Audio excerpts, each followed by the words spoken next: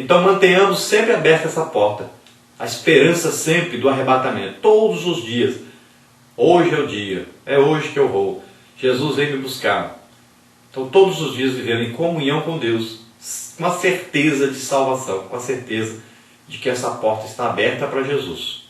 Agora, Satanás sempre procurará manter essa porta fechada na sua vida, com a insegurança, com a dúvida da salvação. Não deixe.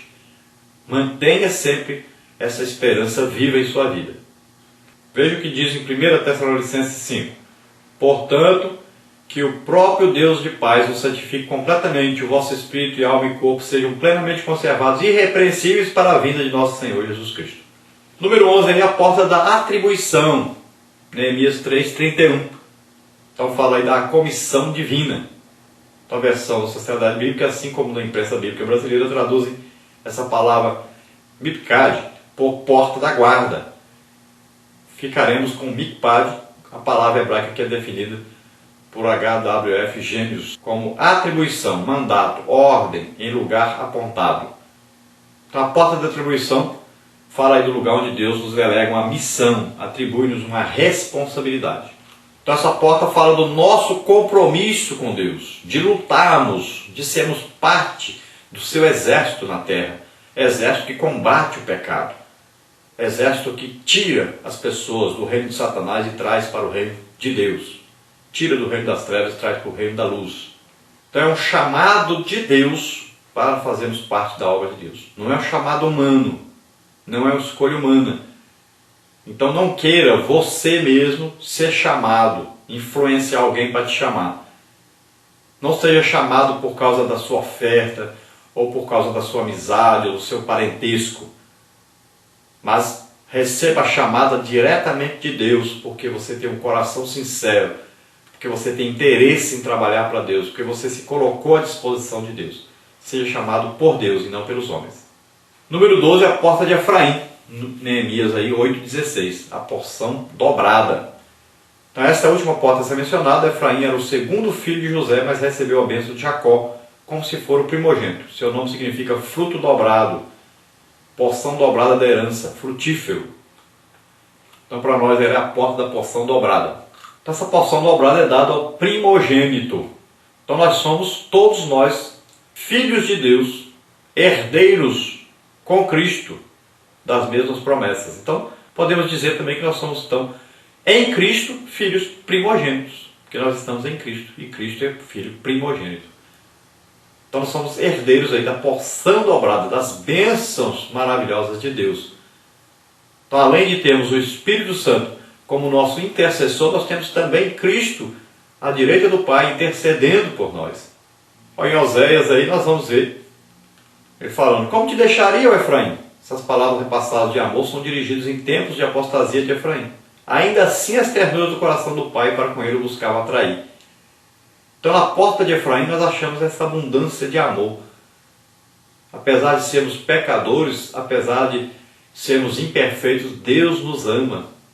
Deus nos deu seu próprio Filho para morrer por nós na cruz do Calvário. Deus nos ama de tal maneira que deu o seu único Filho para dar a vida por nós. Imagine que grande amor, como Deus nos ama. Ele está presente em todo o tempo conosco. Glória a Deus, aleluia. Nós vamos passar agora pelo nosso questionário e então nós passaremos aí pelo resumo da revista. Então você não deixe de assistir o questionário, porque no questionário nós vamos passando pelos itens que estão na lição e vamos colocando lá cada item, cada coisa importante e os capítulos, né? Vamos colocando ali as partes da lição e explicação sobre cada parte de acordo com a revista. Não deixe de assistir o questionário. Então a primeira pergunta aí dentro do nosso questionário, do texto áureo, para completar. Assim edificamos o muro, e todo o muro se cerrou até a sua metade, porque o coração do povo se inclinava a trabalhar. Neemias 4:6. Então aí fala da união do povo em torno de uma obra, a obra de restauração dos muros de Jerusalém, e agora falando nessa lição sobre as portas do muro. A nossa verdade prática aí, número 2, para completar: a crise, apesar de seu desconforto, sempre nos abre grandes e oportunas portas. Então, apesar da crise que havia em Jerusalém, a união do povo em torno daquela obra trouxe grandes benefícios àquele povo. Trouxe a volta da comunhão com Deus, através dos sacrifícios oferecidos no templo. E eles estavam agora protegidos dos inimigos e poderiam viver sua vida religiosa, sua vida com Deus. Introdução aí, número 3. A cidade de Jerusalém era grande, o que era necessário para que a sua vida corresse normalmente. Então eram necessárias várias portas de acesso. Então veja bem, se você olhar para a sua cidade, você vai ver quais são as portas de entrada, quais são os acessos. Então são vários acessos. Uma cidade muito grande tem muitos acessos. Uma cidade pequena tem poucos acessos. Mas sempre existem os acessos. Uma entrada, uma saída, de um lado e do outro. Tem outras estradas pequenas saindo para lá e para cá. Então em Jerusalém haviam 12 saídas possíveis, 12 entradas possíveis. Eram 12 portas. Os muros davam acesso então. Número 4. O que fazer se as portas estavam queimadas e os muros fendidos e Jerusalém se tornara presa fácil para os inimigos? Então a única solução era reerguer as portas e reconstruir os muros, apesar do desconforto da crise. Homem algum seria capaz de realizar tal obra sozinho. Era preciso unidade e esforço. O povo, encorajado por Neemias, aceitou o desafio da reconstrução. Então veja bem, se as portas estavam queimadas, os inimigos poderiam entrar qualquer hora que quisessem, invadir a cidade. Então era preciso restaurar essas portas. Mas isso só com a ajuda de Deus. Então Neemias foi escolhido por Deus. Além de reunir o povo, ele conseguiu unir esse povo para que eles fizessem essa obra, essa tão grandiosa obra. Parte 1, a porta do gado e a porta do peixe. Número 5 aí, a porta do gado ou das ovelhas. Dê a localização, sua relação ao tempo de Jesus e por quem foi edificada. Então, de acordo com os estudiosos, essa porta situava-se na entrada mais oriental do lado norte das muralhas de Jerusalém.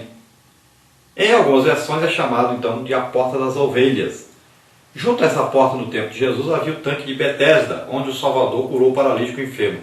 Havia 38 anos. Essa porta foi edificada pelos sacerdotes. Número 6, aí, qual o sentido espiritual então da porta das ovelhas? Então, a porta das ovelhas é uma figura de Cristo, a porta da salvação e o bom pastor. Não há salvação senão em Jesus e por Jesus. Cristo libertou-nos do pecado e da condenação eterna. O sumo pastor morreu por nossas iniquidades, libertando-nos do castigo do pecado, que é a morte. Então, a porta das ovelhas tem o sentido então do pastor que vem com as ovelhas para entrar ali. Ali era uma entrada de ovelhas que iam para serem mortas, ovelhas que eram levadas para o sacrifício no templo. Jesus então é o Cordeiro de Deus que tira o pecado do mundo. É o Cordeiro de Deus que foi oferecido por nós. Então é aquele que veio morrer por nós em nosso lugar. Depois aí número 7, a porta do peixe. Neemias 3:3, 12:39. De onde veio esse nome e qual a sua relação com a igreja? Então, segundo o dicionário bíblico Wycliffe, o nome provavelmente veio do fato de os peixes da Galiléia serem comercializados naquelas imediações. Essa porta faz-nos lembrar que Jesus chamou-nos para sermos pescadores de homens. Mateus 4:19, 13, 47 e 48. A igreja recebeu de Cristo a incumbência de proclamar o evangelho a toda criatura. Marcos 16:15.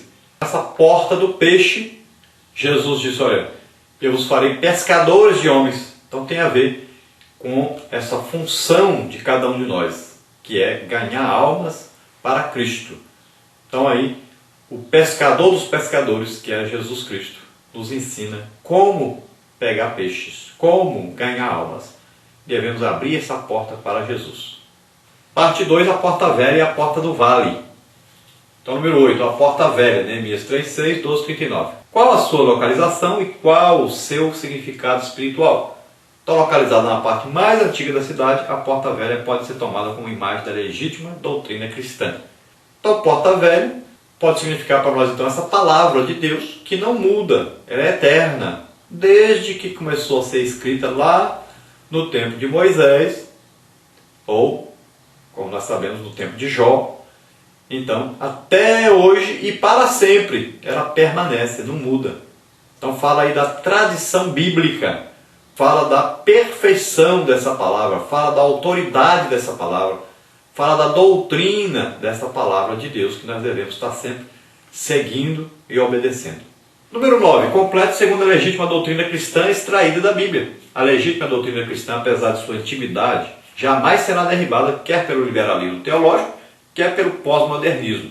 A legítima doutrina cristã assemelha-se aos portões dos castelos milenares. Resiste ao tempo e jamais será tida como ultrapassada, pois é imprescindível a nossa segurança. A Bíblia Sagrada, de onde extraímos a nossa doutrina, começou a ser escrita há 4.000 anos, aproximadamente, e nem por isso é tida como fora de moda. A palavra de Deus é para sempre.